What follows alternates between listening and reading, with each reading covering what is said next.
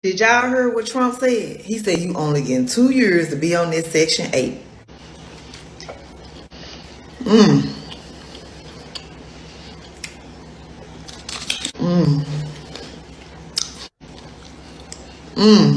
But Trump said the gig is up. Now, look, he ain't wrong. 2 years, and that's it. We need to talk about this.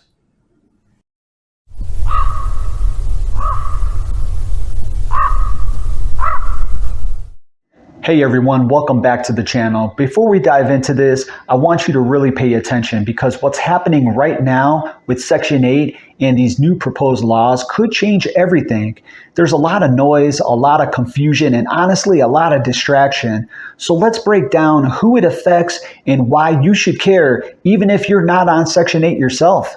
If you are a lifelong recipient of Section 8, you will be shaken to the core. What is happening? The Trump administration is cracking down on every single one of you who are a lifelong recipient of this program. There are new directives now that not only sends guidelines on how recipients are receiving Section 8, they are telling you, you're about to start put pen on paper and say, Ever since Trump took office, he's been cracking down on a lot of these government programs. send those application in, because in 30 to 90 days, you are going to have no more Section 8 and pay your rent like everybody else.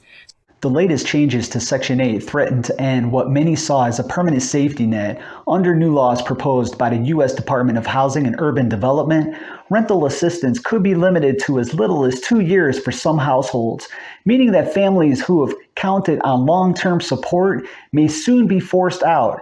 If approved, this shift would dramatically narrow how many people keep their homes, especially working families and those living paycheck to paycheck.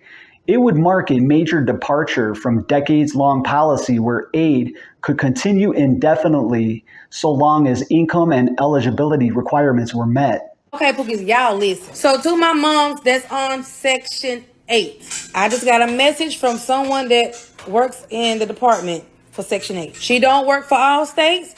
She just got out of a meeting and she's clocking out. I need y'all to listen to me and hear me good and prepare yourselves. Baby, y'all think just because the shutdown is over, that this shit is over. It's not over. Matter of fact, they're going to shut down again at the end of January. You have to right now to whenever. That's true.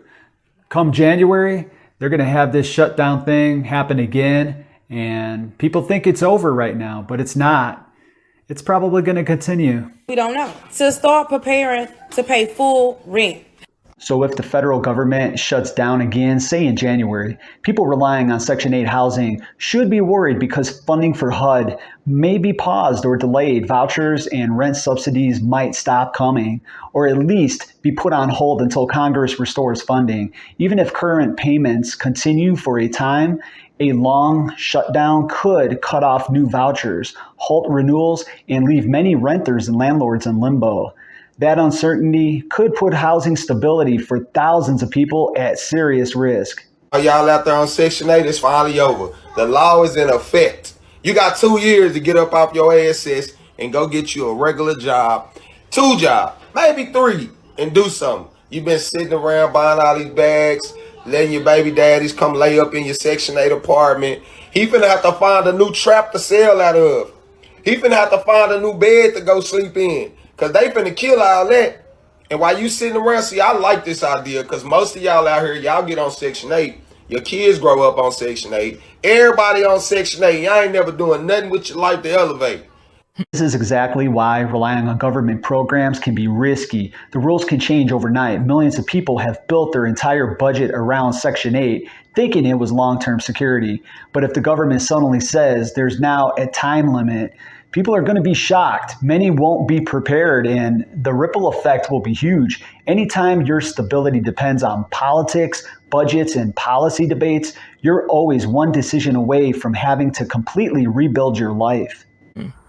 Y'all crying now about them food stamps, EBT or whatever you want to call it. But wait until they hit you with them Section 8, okay? Because Section 8 and food stamps, it's 2 different beasts, all right? You probably can go to the food pantry with the food stamps and get yourself some food probably for the month or something like that. But let me tell you something. When they shut off that Section 8, that's messing with everybody's money. Not only the people who's received Section 8, but when they don't receive Section 8, they can't pay their landlord. And their landlord have to pay other people. Wow, she has some pretty good points here. I bet a lot of people haven't thought about that. If Section 8 discontinues, for some people, those landlords, they're not going to have that money to count on to pay their bills. So a lot of people are going to be in a bad situation. This lady brings up a good point. If Section 8 gets cut or reduced, it's not just tenants who feel the impact. Landlords are going to be hit hard too. A lot of owners depend on those guaranteed payments to cover mortgages, property tax, insurance, repairs, and utilities. When the government stops paying, landlords are suddenly stuck, absorbing the loss. That creates a ripple effect. Maintenance gets delayed, properties fall behind on bills, and some owners may even be forced to sell or go into foreclosure. People forget landlords are running a business, and without steady income, the entire housing ecosystem becomes unstable. A major Section 8 disruption wouldn't just hurt families, it would be disastrous for the property owners keeping those homes available in the first place. I was thinking this morning about the whole Section 8 time limits and work requirements thing, and isn't it just really a culture war? A new distraction in the culture war to get people who are like 3 paychecks away from being in the exact same position as those who receive or need benefits? At least to me, it's clear that everyone wants us to be looking down when we should all really be looking up. It's called divide and conquer. Think about that. At where the problem is. They'd rather us fight down here than like point the finger at who's really to blame for all the stuff going on. I don't believe that any government program should be long-term and permanent. These programs should only be for people who really do need them and a temporary helping hand, not a permanent one.